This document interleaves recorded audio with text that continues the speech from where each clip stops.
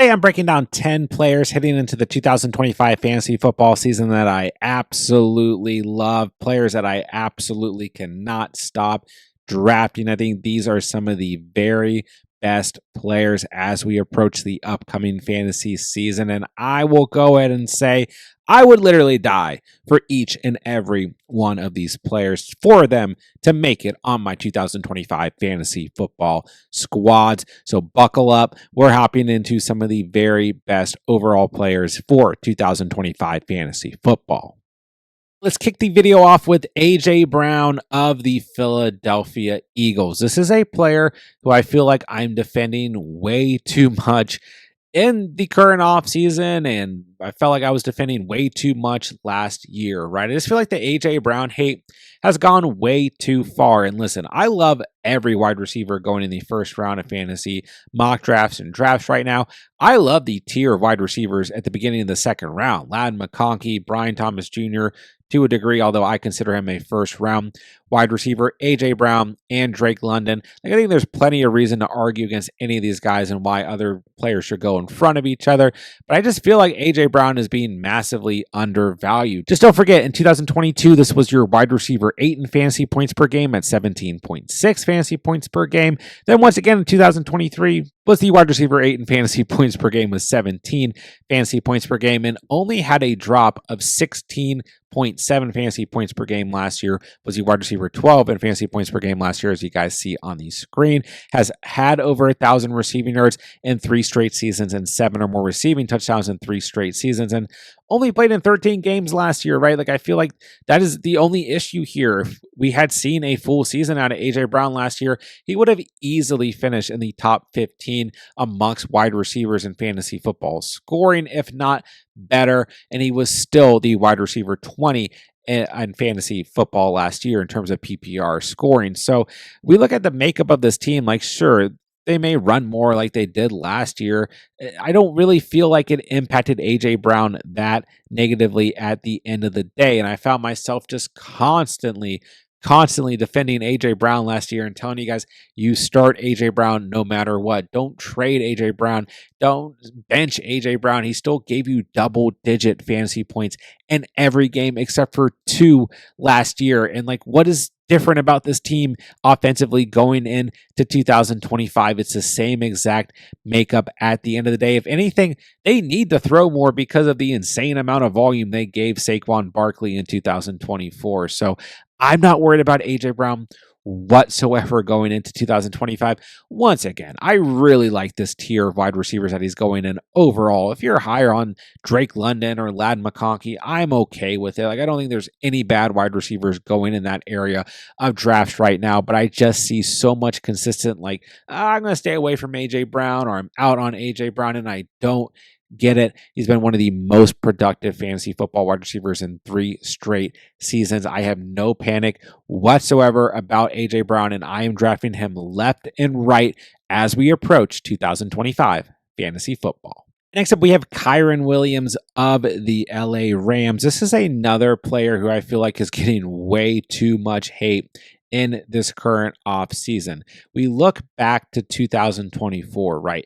This was another absolutely dominant season for Kyren Williams at the running back position, ultimately finishing as the RB7 overall in full PPR through 16 total games played, was also the RB7 in 2023, and he is absolutely not being drafted like he's coming off of 2 top 10 finishes, 2 top 8 finishes at the running back position, going at an ADP of 29.8 overall. We look to 2024 as well. He had 1 game last year, 1 game where he gave you a single-digit fantasy performance. Every other game last year, double-digit fantasy points from week 12 through week 17. He scored a touchdown in every game except for week 15 against San Francisco.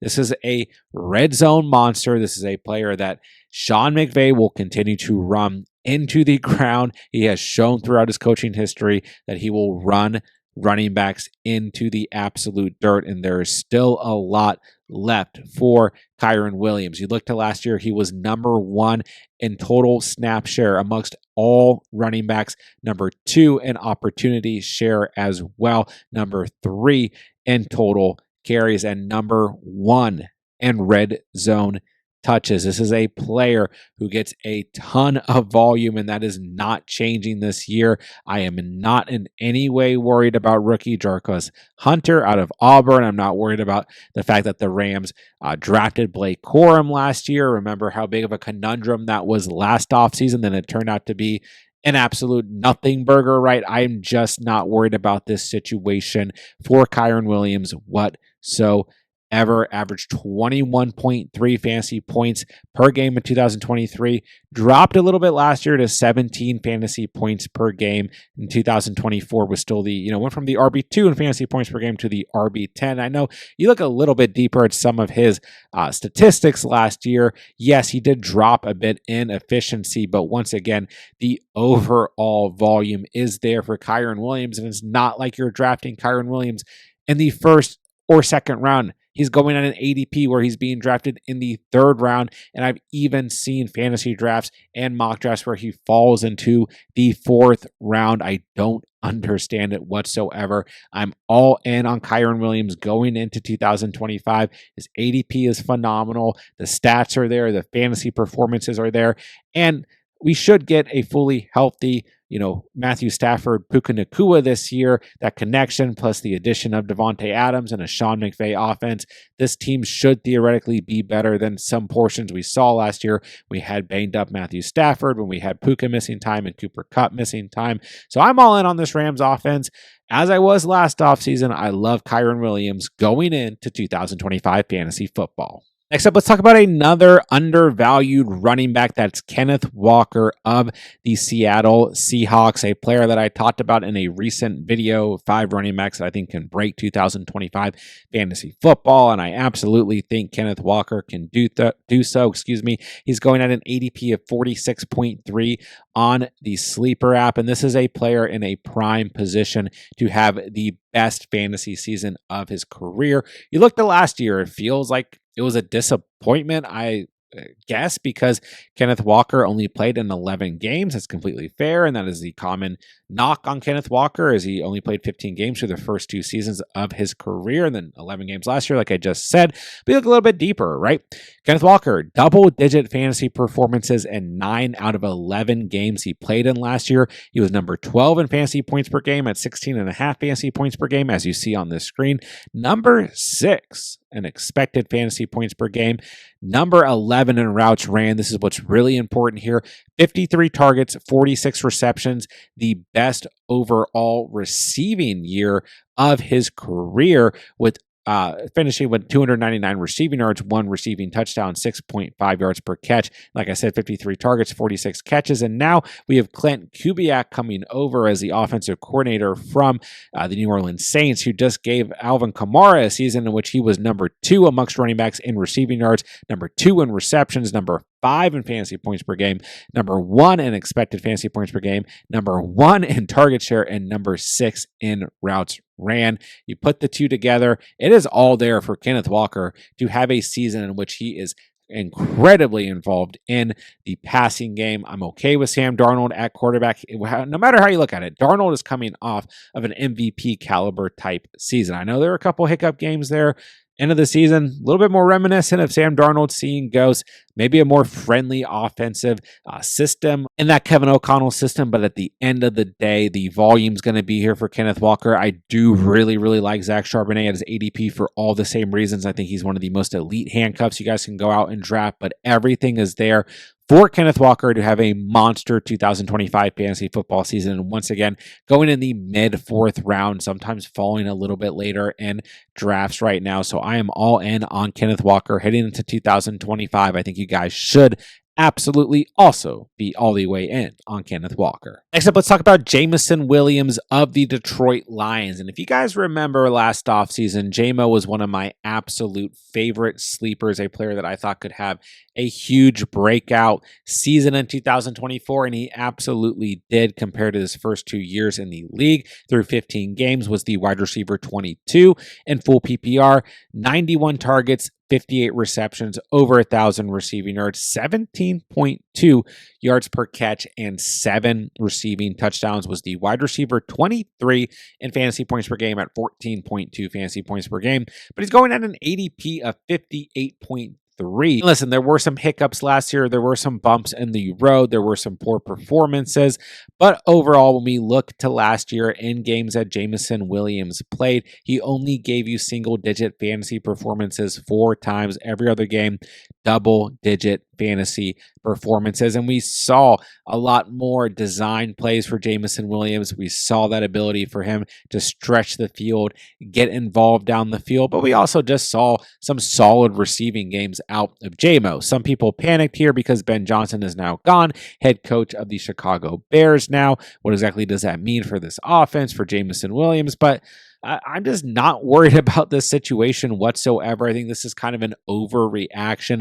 We look on paper here, JMO was still very productive last year, not being drafted necessarily like a top 22 wide receiver in a lot of mock drafts and fantasy football drafts right now. So I know he has missed some time through his first 3 seasons in the league. I know there were some hiccups, inconsistencies last year, but you were drafting Jameson Williams as a flex player heading into 2025. And sometimes in the flex, you want a little bit boom or bust, right? You want more boom than bust, right? But at the end of the day, Jameson Williams will bring plenty of boom spike weeks, and that is something that is always great for the flex position, especially in full PPR format. So I'm not overreacting on the Lions. This offense going into 2025, I still think JMO being a little bit disrespected in mock drafts right now will bring plenty of upside to the table in 2025. So when JMO is available on the board, make sure you guys are smashing that draft button heading into 2025. Next up, we have Jordan Addison of the Minnesota Vikings. This is a player that I have been talking a lot about throughout the entirety of the offseason. And listen, I understand Jordan Addison can face a suspension for his off-the-field issues, more than one occurrence in the last 2 off seasons. But nonetheless, I still really like Jordan Addison sitting at an ADP of 68.8 on the Sleeper app. And if he does face a suspension, then he'll probably drop another round or 2 in fantasy mock drafts right now in ADP. And for me, I think he is absolutely worth the selection if he does fall back a little bit, or even where he's being drafted right now. He's the wide receiver 23 in 2023, was the wide receiver 21 in 2024, 9 or more receiving touchdowns in each of his first 2 seasons in the league. And we look a little bit deeper to last year, he was number 10 in red zone targets, number 5 in total touchdowns amongst wide receivers, number 11 in deep targets. And sometimes people look at Addison like just as a red zone guy, but he also gets some big plays down the field. Ultimately was number 12 in contested catch rate, and he still finished top 36 amongst wide receivers in targets, receiving yards, air yards, receptions, and fantasy points per game. The Vikings were number 12 in total offense last year, over 4,300 passing yards. Wes Phillips is back as the offensive coordinator. Maybe your knock here is like you're not huge on JJ McCarthy, but if Sam Darnold could run this offense, I'm not panicked about the quarterback situation here. This Kevin O'Connell system is made to throw the football.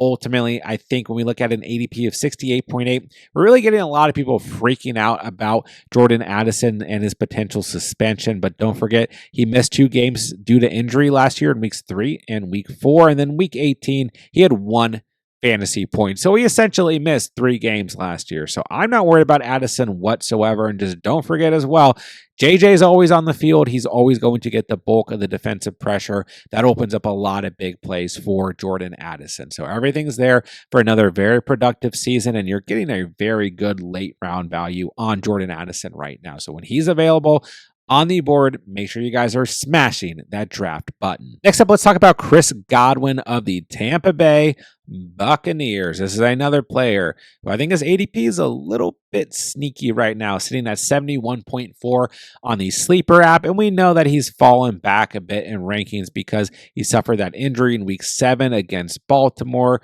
Gruesome to see and all of that. Was on a fantasy tear last year. Was a top 5 fantasy football wide receiver before getting hurt last year. And in full PPR was the wide receiver 1 before getting hurt last year. He was absolutely balling out double digits every single game last year.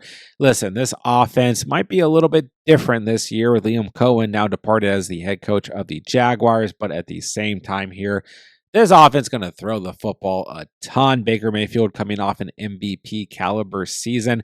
And there are a lot of wide receivers here with Chris Godwin, Mike Evans, Emeka Egbuka just drafted, Jalen McMillan emerging last year. 2 really good running backs in Bucky Irving and Rachaad White. And then Cade Otton had some really nice flashes last year as well. But all these guys are going to eat here, and I am one person who will always remind you that just because there's a lot of good players on an offense, that's not a bad thing for fantasy. Some people want to look and just say, like, if it's not a true wide receiver 1 with no competition, then I don't want them. But you got to remember, the more offensive skill players that can actually play football on the field, the harder it is for defenses to line up. So I think Chris Godwin is going to be plenty productive in 2025. And then just don't forget, at the end of the day, when it comes to Chris Godwin, this is a player who we would be drafting in arguably the first, second, at worst, third round going into the season if he did not get hurt in week 7 last year. This is a player who was on absolute fire, so his ADP is super sneaky. I find myself drafting Chris Godwin left and right, especially in best ball formats, but I also love him in redraft mock drafts right now. Averaged 19.7 fantasy points per game last year. And while Chris Godwin has had some issues in terms of scoring touchdowns in previous seasons, he has always been a productive wide receiver year in and year out, outside of like his rookie season in 2017. So Chris Godwin, when he's available on the board, don't forget this is an offense that's going to be rolling next year, throwing the football a lot in the red zone a lot.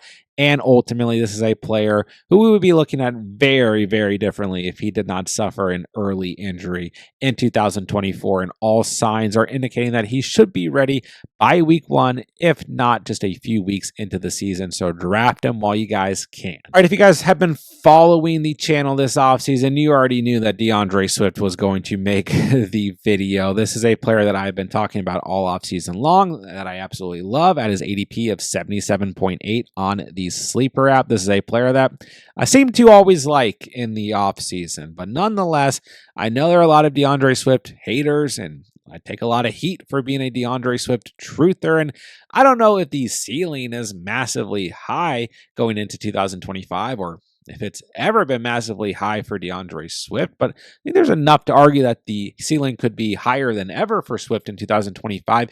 And at worst, the floor is very safe. He's averaged 12.5 or more fantasy points per game in 3 straight seasons. Last year, not great. He had double digits in 7 out of 17 games for the Bears, but he was still number 10 in total carries last year, number 10 in total receiving yards, number 14 in receptions, number 8 in total routes ran. And what I think is important here is that he got a lot of volume with the Bears last year. Was it ultimately that productive? No, and the Bears did struggle more in pass protection than they did in run blocking, so that's not a fantastic sign. But a couple of things to remember here is that, there were a lot of touchdowns vultured from DeAndre Swift last year for absolutely no reason, which, if you're a DeAndre Swift truther like me, that upset you. If you were a lot of other people, you didn't really notice. I think that's not going to be the case this year. And don't forget, a lot of people, anticipated the Bears selecting a running back early in this past NFL draft, and they didn't. Remember, Ashton Genty mocked a lot to the Bears. Warren Hampton mocked to the Bears, and they did not hardly spend any draft capital on a running back. And I just think that going to 2025, this is the true RB1 for the Bears. And now we have a new offensive system with Ben Johnson. Don't forget, in 2024 alone, DeAndre Swift and Jahmyr Gibbs combined for 32 total touchdowns in 2024. Declan Doyle from the Broncos tight end tree is in as the offensive coordinator here, but I don't really think it matters because this is Ben Johnson's system at the end of the day. And more importantly here, I would also argue is the fact that in the offseason, this offensive line got some massive upgrades in free agency. Joe Thuney, Jonah Jackson, most importantly, Drew Dahlman, the best center in this past free agency coming from the Falcons, all acquired. And then they went out and added a tackle in the second round. Donald Wright struggled in pass protection last year. He was very good in terms of run blocking, and Braxton Jones, the other tackle on this team, suffered an ankle injury in 2024 and should at some point be back to full health. So the offensive line across the board looks much, much better going into 2025 in total. So I think everything is there once again for DeAndre Swift to have a massively improved season in 2025. Better offensive line, better offensive system, better head coach, and a very good supporting cast around Caleb Williams. It wasn't awful last year by any stretch, but I think that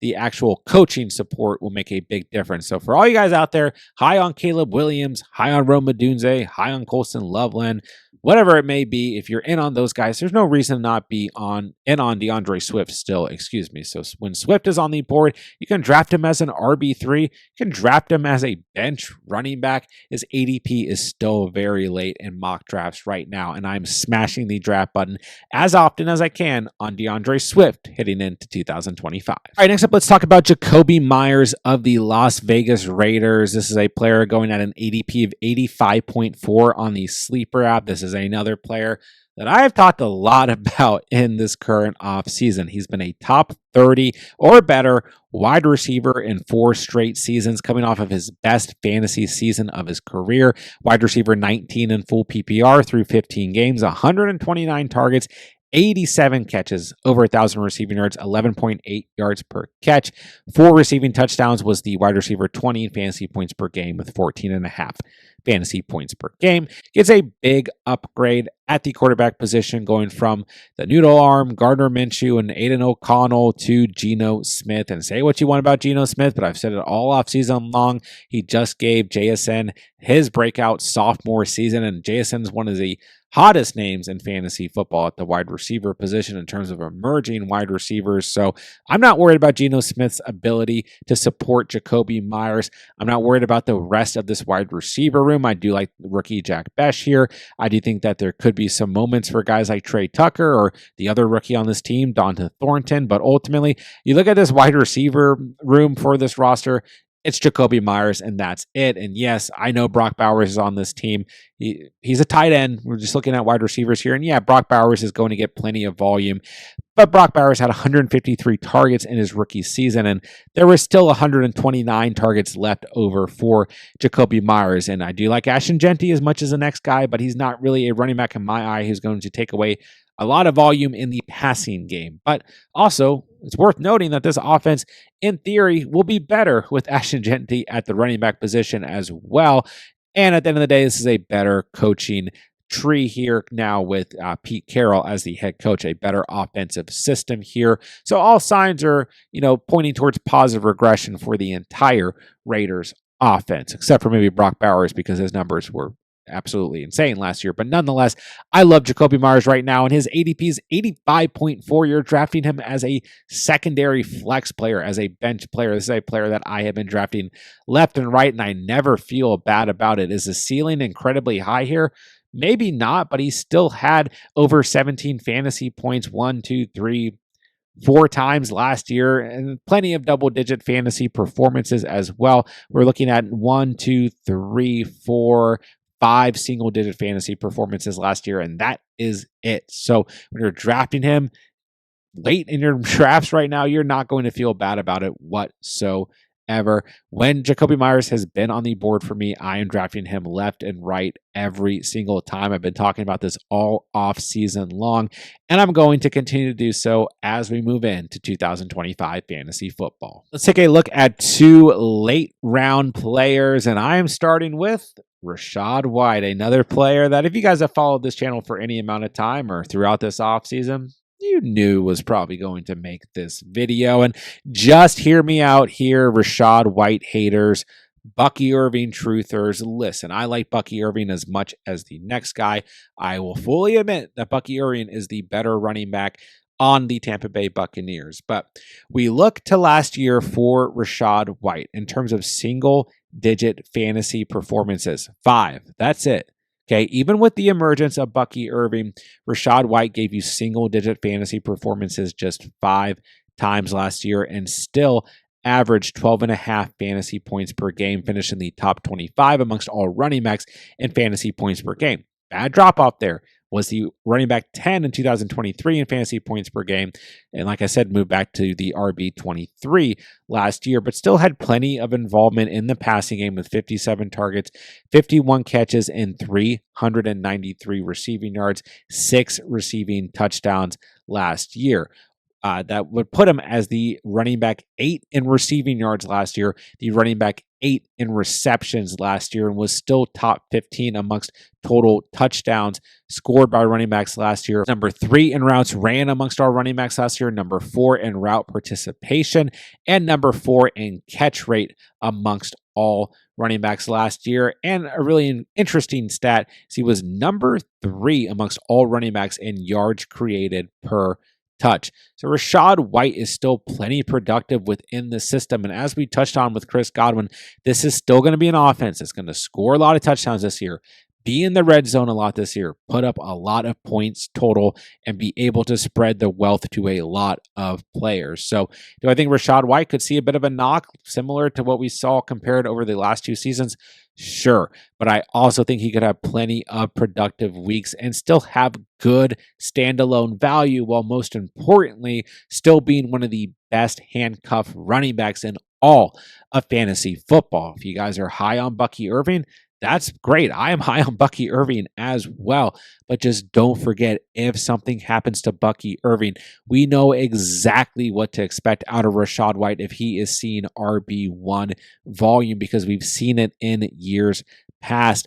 And once again, I think he can have standalone value even when Bucky Irving is healthy. I just don't think he's going to be completely exiled out of this offense. Has still been an RB22 or better in each of his first 2 years in the league. I am high on Rachaad White at his ADP of 127.3.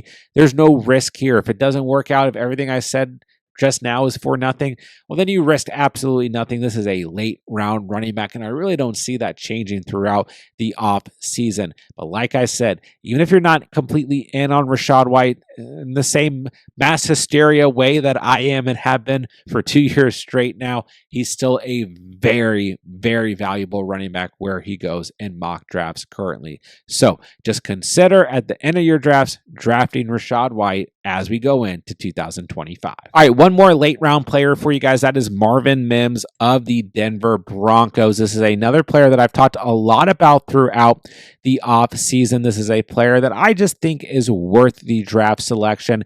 Once again, in terms of one of those like dart throw players, Marvin Mims is just my guy. He goes very late in mock drafts. You're drafting him as one of your bench wide receivers. You're taking a shot on here. This is a dart throw player, right? Marvin Mims, when we look at last year, did a whole lot of nothing, but really came on towards the end of the season, starting in week 11, but most importantly, like through the very end stretch of the season and some of those big shootout games for the Denver Broncos, like week 13 against Cleveland, where he had 19.9 fantasy points, and week 17 against Cincinnati, where he had 30.2 fantasy points. You could kind of stretch the argument into week 18 and then into the playoffs against the Bills as well. But week 18 against Kansas City, 22.1 fantasy points. Sure, but A, none of us played in week 18 if you're a normal person, but B, that game, the Chiefs didn't even have their starters in. But, you know, I will make the argument at least he was still getting involvement through those weeks. And I think that could easily bleed over into 2025. I think he has a lot of good upside in an offense that I really believe in going into 2025. Believe Bo Nix under Sean Payton, right, will take another step forward at the quarterback position. And, I do like Pat Bryant. I do think Pat Bryant is a wide receiver that you should take some shots on, the rookie out of Illinois. But outside of that, I'm not really afraid of Devon Bailey or Troy Franklin. I think that Cortland Sutton's still easily the wide receiver one here. I think that Evan Ingram is going to get plenty of volume at the tight end position. I really like RJ Harvey and J.K. Dobbins at the running back position. But if we're just purely looking at the wide receiver position, I think this is the locked in wide receiver 2 for the Denver Broncos going into 2025. You could have a lot of those down the field plays, design plays, and just continue to build on that chemistry that he had with Bo Nix in his rookie season. So I like Marvin Mims. He's my late round dart throw wide receiver. Once again, here an ADP of 134.4. So if it doesn't work out, then it doesn't work out. You're not including a lot of risk into this draft capital. But when Marvin Mims is on the board and I'm looking to fill the wide receiver position late in my fantasy drafts and mock drafts currently, this is the wide receiver that I'm taking a shot on as we approach 2025 fantasy football. And that'll do it for today's video. There are 10 players heading into the 2025 fantasy football season that I would literally actually die for and that I am drafting left and right all over the place. If you guys are new to the channel, this is all we do here all year long. Free fantasy football content, redraft, dynasty, and best ball. If you're into that, be sure to subscribe on the way out. If you guys have any fantasy football questions whatsoever, drop them in the comment section down below. I'll get back to you guys when I can. If you guys want to see any of our other videos for the upcoming fantasy football season, check out our 2025 fantasy football playlist. That'll appear on the screen at some point right here. And with that, I'll say thank you guys so much for watching and or listening. And remember, you saw it here on The Catch.